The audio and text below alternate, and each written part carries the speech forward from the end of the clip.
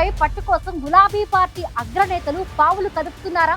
అందుకే సింగరేణి ఏరియా కార్మిక నేతలతో భేటీలు నిర్వహిస్తున్నారా? ఇన్నాళ్లు సింగరేణి కార్మిక సంఘానికి ఇన్ఛార్జిగా ఉన్న కీలక నేతను తప్పించి మరొక నాయకుడికి బాధ్యతలు అప్పగించడం వెనుక ఉన్న ప్రధాన కారణాలేంటి? ఇంతకీ సింగరేణి కార్మికులు ఎవరిని ఓన్ చేసుకుంటారు? కోల్ బెల్ట్ రాజకీయంపై గులాబీ పార్టీలో ఏం చర్చ జరుగుతోంది?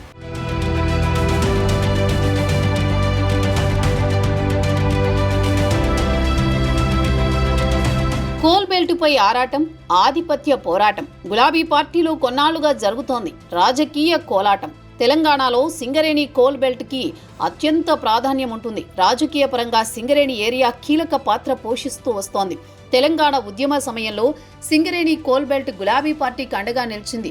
ప్రత్యేక తెలంగాణ ఉద్యమంలో సైతం సింగరేణి కార్మికులు పెద్ద ఎత్తున పాల్గొన్నారు. ఇక అదే సమయంలో బీఆర్ఎస్ తెలంగాణ బొగ్గుగని కార్మిక సంఘాన్ని ఏర్పాటు చేసింది. దీంతో కార్మికులు బీఆర్ఎస్ అనుబంధ కార్మిక సంఘానికి మద్దతు తెలిపారు. టీబీజీకేఎస్ సంఘానికి మొదటి నుంచి గులాబీ బాస్ కూతురు కవిత గౌరవ అధ్యక్షురాలుగా వ్యవహరించారు.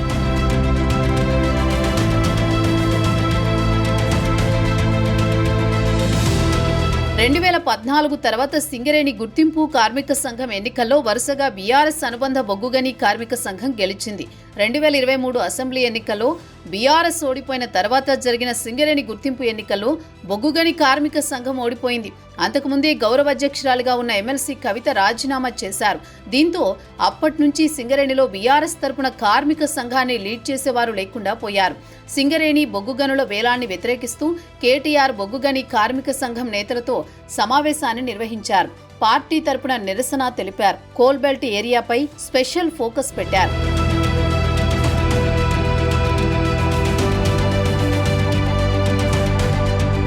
సింగరేణి కోల్ బెల్ట్ ఏరియాలో మొత్తం 11 అసెంబ్లీ నియోజకవర్గాలున్నాయి. కొత్తగూడెం, ఇల్లెందు, పినపాక, సత్తుపల్లి, భూపాలపల్లి, చెన్నూరు, మంచిర్యాల, బెల్లంపల్లి, సిర్పూర్, కాగజ్నగర్, మంథని, రామగుండం అసెంబ్లీ నియోజకవర్గాలు కోల్ బెల్టులోనే ఉన్నాయి.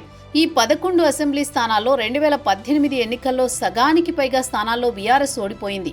2023 అసెంబ్లీ ఎన్నికల్లో కోల్ బెల్టులోని అన్ని నియోజకవర్గాల్లో గులాబీ పార్టీ ఓటమి పాలైంది. దీంతో తిరిగి సింగరేణి కోల్ బెల్ట్ ఏరియాలో పట్టు సాధించాలంటే బొగ్గుగని కార్మిక సంఘాన్ని బలోపేతం చేయాలని బీఆర్ఎస్ డిసైడ్ అయినట్టు తెలుస్తోంది. అందులో భాగంగానే సింగరేణి కార్మిక సంఘం నేతలతో కేటీఆర్ భేటీ అయినట్లు చర్చ జరుగుతోంది.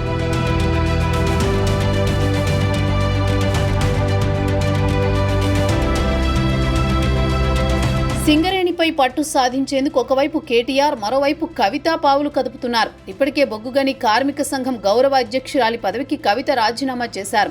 తన తెలంగాణ జాగృతి సంస్థ తరపున సింగరేణి జాగృతి ఏరియా కోఆర్డినేటర్లను నియమించారు.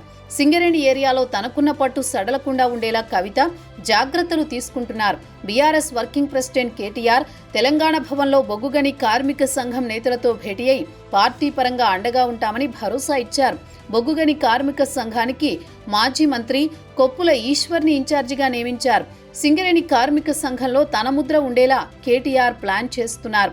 మొత్తానికి బొగ్గుగని కార్మిక సంఘం మాజీ గౌరవ అధ్యక్షురాలిగా కవిత, పార్టీ వర్కింగ్ ప్రెసిడెంట్ హోదాలో కేటీఆర్, ఇద్దరిలో ఎవరు కోల్ బెల్ట్ ఏరియాపై పట్టు సాధిస్తారు? సింగరేణి కార్మికులు ఎవరికి మద్దతు తెలుపుతారో చూడాలి.